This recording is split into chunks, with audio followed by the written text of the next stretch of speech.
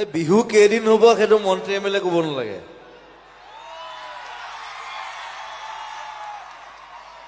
তেওঁলোকৰ কাম দেশৰ উন্নয়ন, দেশৰ উন্নতি, দেশৰ কাম সেইবিলাক কৰক। সাংস্কৃতিক জগত চাবলৈ মই আছো। একো নাই।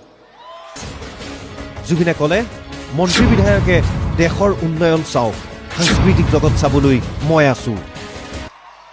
তেওঁলোকৰ কাম দেশৰ উন্নয়ন, দেশৰ উন্নতি, দেশৰ কাম সেইবিলাক কৰক। সাংস্কৃতিক জগত চাবলৈ মই আছো। একো নাই।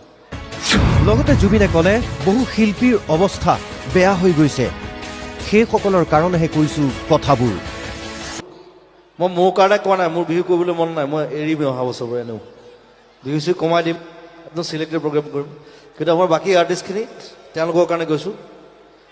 এতিয়া মুখ্যমন্ত্ৰী তথা শাসকীয় পক্ষই জুবিন গাৰ্গৰ এই মন্তব্যৰ কি প্ৰতিক্ৰিয়া প্ৰকাশ কৰে সেয়া হ'ব লক্ষণীয়।